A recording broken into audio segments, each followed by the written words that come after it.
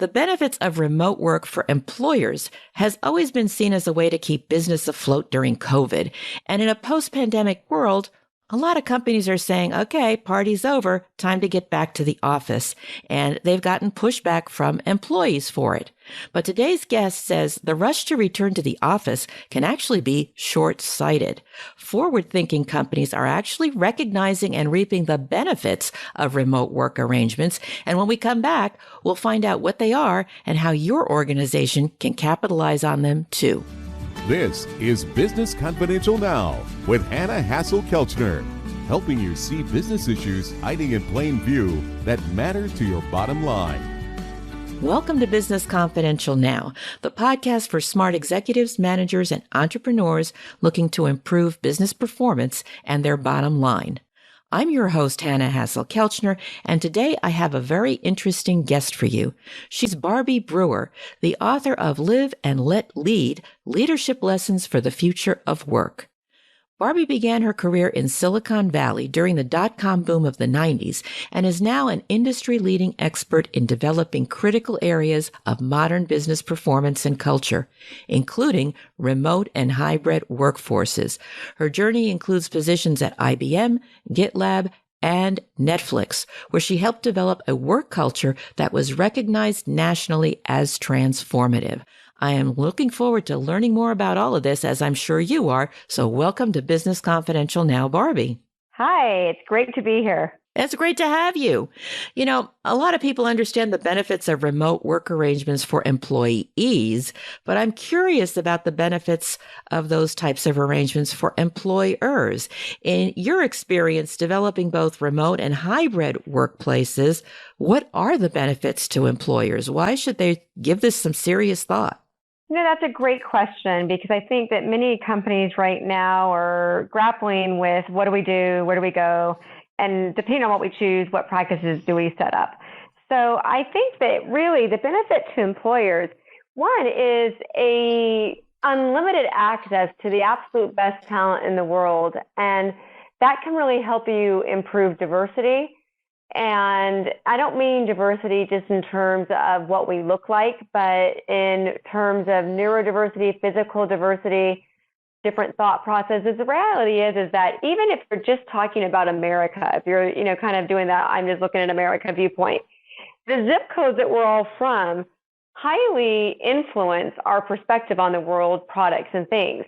So by hiring people where they live instead of where they're moving to, you can tap into a lot of that.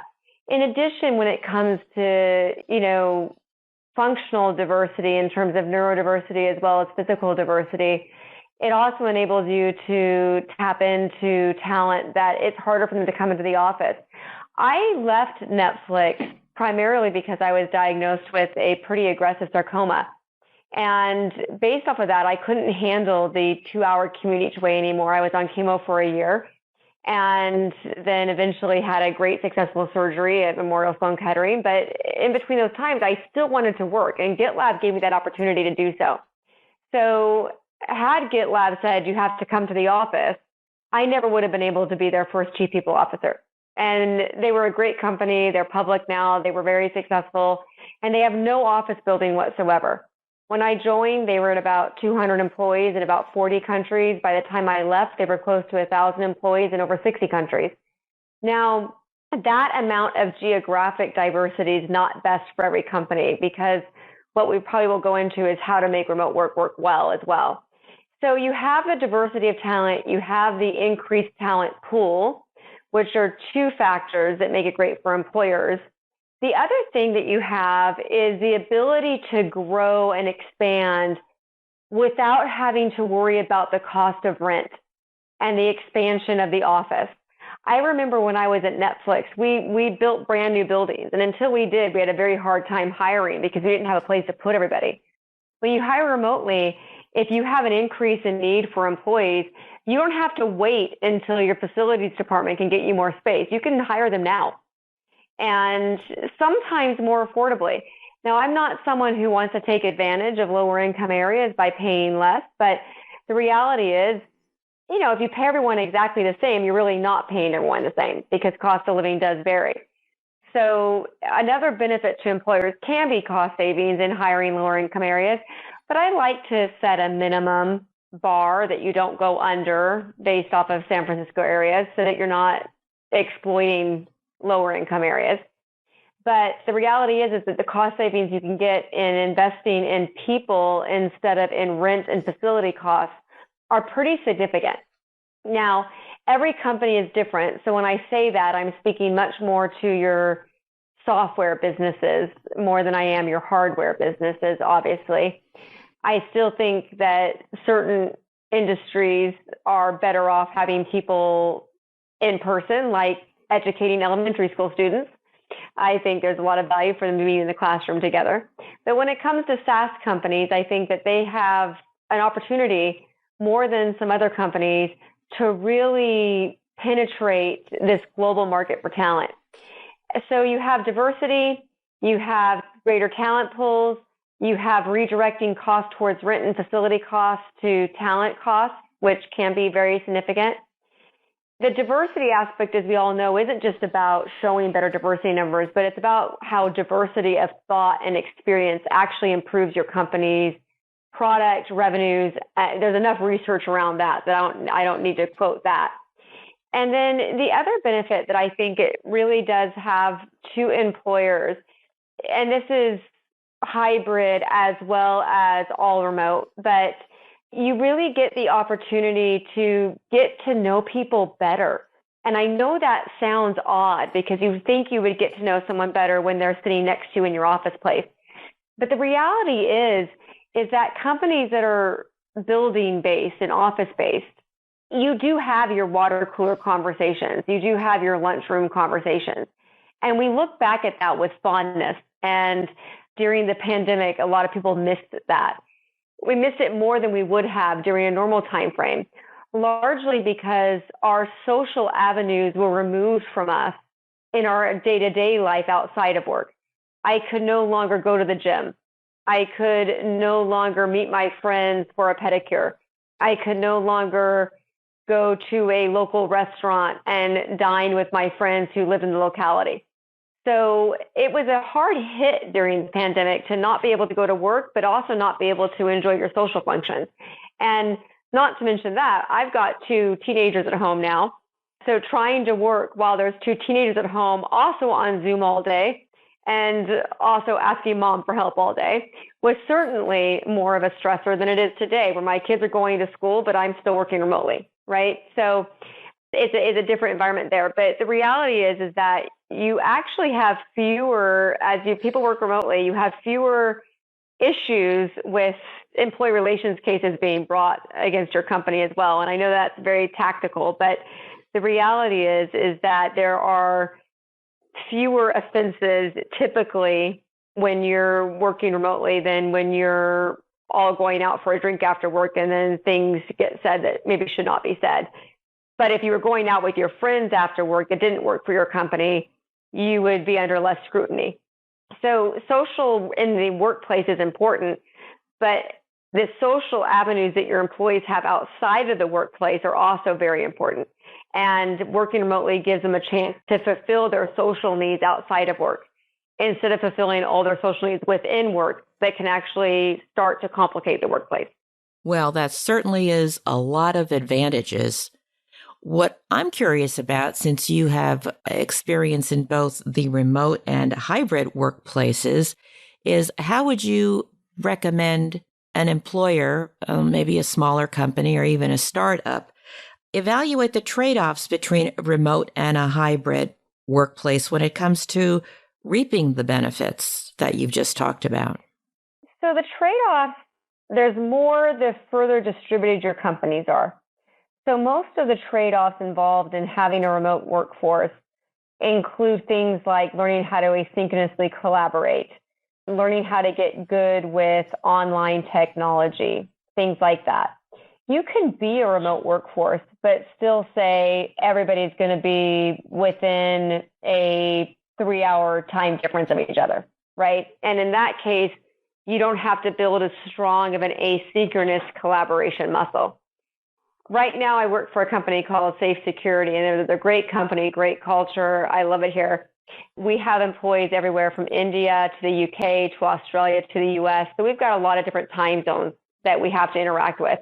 So whether or not we're hybrid, we're remote, we're full in office, we still have to learn how to build that asynchronous communication muscle. So that's one of the trade-offs, is fewer meetings, more writing, more reading, because that's really what it gets down to when it comes to asynchronous collaboration. Now, if you're a Silicon Valley startup and you want to be based in the Bay Area where you perceive all the best talent to be, and notice I say perceive all the best talent to be, then your trade-offs are going to be paying more for talent than you would need to if you diversified where people sat. But you don't have to trade off on learning the asynchronous muscle, right? Now, there's other values to working asynchronously besides the time zone differentiation. When you think about the past of the water cooler conversations, the hallway conversations, et cetera, that in itself can be pretty exclusionary. So I know that at companies I've been at, when you do open a new building because you've expanded, there's a lot of arguments about where everyone's going to sit, because if I'm not on the same floor with this team, then I won't be productive. And there is research that shows that if you have to walk more than 100 feet to get to someone, you're going to send an email or a Slack message or an instant message of some sort instead of walking to see them anyway. So some of those hallway conversations and water cooler conversations weren't actually healthy for the organization. They didn't actually drive collaboration with the right people. It drove collaboration with the people who sit near you. It drove collaboration with the people who have to be in the same hallway as you at the same time. But it didn't necessarily force you to think, okay, I'm walking in the hallway and I see Roberta here in the hallway with me, but really I need to have Jasmine here too. Instead, you would just have the conversation with Roberta and leave out Jasmine. So in remote work, you can actually very easily bring everyone together all at once in the same place. And yes, that same place might be on technology, whether it be Zoom or Meet or Microsoft Teams or you name it, it's out there. But you're no longer victim to location bias. And in office building settings, you'd be surprised that the location bias isn't just what city you're in, it's what building and floor you're on too. And so it equals out the playing field if you consider equal access to everyone, no matter where they're sitting. And when you write things down, you can tend to be more thoughtful about those things and more deliberate about what you're actually writing versus what you just speak. If you had given me a list of questions to answer and I had to write them down, I'd be sending them through spell checker and Grammarly's and making sure I said everything perfect, which, you know, on this podcast, I'm probably not, because I'm just talking, right? In addition, you enable more collaboration from your introverts. So when you get into a conference room and you have a meeting and you've got a bunch of people talking, what I've seen at numerous companies and numerous environments, that if you're not comfortable interrupting someone else, it's going to be really hard to ever actually speak. But when you write things down and you allow people to comment on what is written, so I've not used every technology, but if we used Google Docs as Google Suite as an example, I can comment in there and ask questions and state opinions and people can respond. And I don't have to interrupt anyone to do it. I don't have to have English as my first language to feel comfortable contributing, because I have time to process what's been written, process my thoughts, and process what I'm going to write, and even have something to help grammar and spell check me as I write it. So it can make me feel more comfortable contributing and less uncomfortable with having to interrupt someone in order to get my opinion stated or my question asked. So there is value, and some companies are doing this already. They have a memo culture where it's write your memo, people can comment, people can ask questions. That becomes even more important when you're geographically diverse. Whether that be hybrid, remote, or everyone's in an office, they're just spread out. So getting good at that muscle is important. But if you're talking about flexible workplaces, it becomes even more important in terms of the remote and hybrid work. But I think that it's a valuable lesson for companies to learn that communicating in that way is actually quite valuable. Now, it's hard. I won't pretend for 1 second it's not hard to build that muscle of writing things down. And what's even harder than writing it down is building the discipline to read what other people have written. and to comment on it and to participate in that.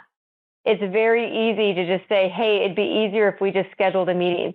And there are times where that's appropriate, right? But there's also times where writing it down first can really accelerate the conversation when you do meet, because we come to that meeting with a shared and common foundational understanding about what we're talking about. And then we can get straight into the debate and straight into the discussion. And we can skip the inform and go to the inspire, motivate, debate, decide. So it can accelerate some of those decision-making discussions if you do it in that manner. Well, it's interesting. And I want to come back to something that you mentioned earlier about the nature of the work. Because, I mean, I have read about critics of the remote work saying that some jobs are better in office. And two examples that come to mind are newsrooms, I mean, those professions that rely more on osmosis and being around other people, journalism, where people are learning by overhearing, other reporters and how they're dealing with things. Another example would be like writing for a TV show. There's a certain spontaneity that happens when people are in a writer's room and bouncing ideas off of each other, putting it in a memo and then commenting. That some of that electricity is going to be gone because again, you're missing all of the verbal cues. It's a written word. It doesn't have the body language. It doesn't have the tone. Something gets lost in the process. So what do you think about those types of professions? And there may be some others, but a newsroom and, a writer's room for TV shows or a movie, they come to mind. Yeah, no, I think that's real and I think it's valid. And I think that you have to deliberately think about how do I do things different to mitigate the risk of what I lose there, right? So, for example, when I've worked with very remote-based companies, I do open office hours where I open up a Zoom link. I have nothing scheduled. I send it out to the whole company. And an hour or two each day, anyone can, quote, walk by my desk and hop onto that Zoom and have a conversation with me. Now, when it comes to creativity, ideation, brainstorming type activities, you can certainly do some of that via technology. You can whiteboard.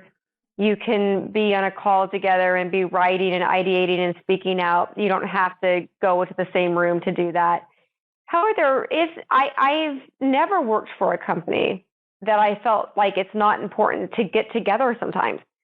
At Safe Security, we try to make sure that we get everyone together once a month. Now, it doesn't matter which location you go to or necessarily who you're meeting with, but once a month, let's all just kind of co-locate where we're working together. In our India office, we actually bring people into the office 3 times a week because we actually have a pretty united department function there that is in engineering that's all in India. So they ideate and they express together too. I think each company and each team really should be given some freedom to say, this is what works best for us. And if we're still learning to build those muscles, then maybe there's a transition that we need to go to. I think during the pandemic, we all tried to survive the new way of working. We didn't really try to figure out how to thrive in it. So I'll go back to when we went from horse and carriage to cars, right? And you had people redesigning the horsewhip when really they needed to be thinking about this new mode of transportation. So I think when it comes to hybrid and remote work, there's a few companies out there that are still trying to redesign the horsewhip versus saying, here's a new method of transporting our ideas. And there is a new way of doing it now, and it can be quite beneficial. And it's funny, people talk a lot about how to build trust, you need to be able to share a beverage together and sit across the table from each other. And that building trust builds stronger relationships. I don't disagree with that. I think that's true. And I know when I went to GitLab, we were all remote and there was no kind of we get together a certain framework, except for once every 9 months, we brought the whole company together. But the executive team that needed to storm and norm and get to know each other because we were new weren't getting together at a regular cadence. We ended up getting together once every quarter. And it was funny because we were frugal. We were a startup, right? And so we'd There was one week where we were all at my house and I had the CEO sleeping in one of my kids' bedrooms, and I had, we kept it fun and we kept it close knit, but it was good to get together once a quarter. So I think that the teams that feel like they need that should be given the fortitude to have that, should decide that they want to hire people within a certain distance from a certain location, if that helps with costs and things. And I think that we need to just free our minds and be open to a different way of doing business, and to question, why can't we be collaborative online? What technology are we not using that we could be? One thing that drives me the most crazy working for distributed companies, and this isn't just remote companies, distributed companies that have people in different office locations, when you jump onto a video conferencing meeting with a large group of people attending it, no one talks. They don't turn their cameras on. They keep their mics muted until the owner of the meeting arrives and begins the meeting. It would never be like that if you were in a conference room or a theater waiting for the meeting to start. You would turn next to the person sitting next to you and you would talk with them. You would chat, you would banter. We as leaders and we as employees need to make sure we're doing that as well when we're working remotely. When the first person who joins, other than ourselves, gets onto that video conferencing system, we need to start talking about our weekend, our pets, our kids, our plants, our cooking, our activities. We need to question that project, that thing. We need to be more deliberate about connecting with each other instead of assuming it will just happen. And that's one of the biggest areas I see for potential improvement, is putting ourselves out there instead of just sitting silently on a video conference call. Chat, have a good time, talk to each other until the meeting starts, just as you would if you were in a conference room together. That is great advice. And I particularly like your earlier comment about how we need to go from surviving, which is what people did in COVID. They were happy to keep their business alive when so many's actually shut down and jobs were lost, to thriving. How do we capitalize on this? How do we make it work? Change is hard and we need to grow. And maybe some areas and some types of businesses and jobs can grow faster than others in terms of adapting. So this has been really great, Barbie. Thanks so much for your time and these insights about the benefits of remote work for employers. If you're listening and you'd like to know more about Barbie Brewer, her work, and her book, Live and Let Lead, Leadership Lessons for the Future of Work, that information, as well as a transcript of this interview, can be found in the show notes at businessconfidentialradio.com. Thanks so much for listening. Please be sure to tell your friends about the show and leave a positive review. We'll be back in 2 weeks with another episode of Business Confidential Now. Until then, have a great day and an even better tomorrow.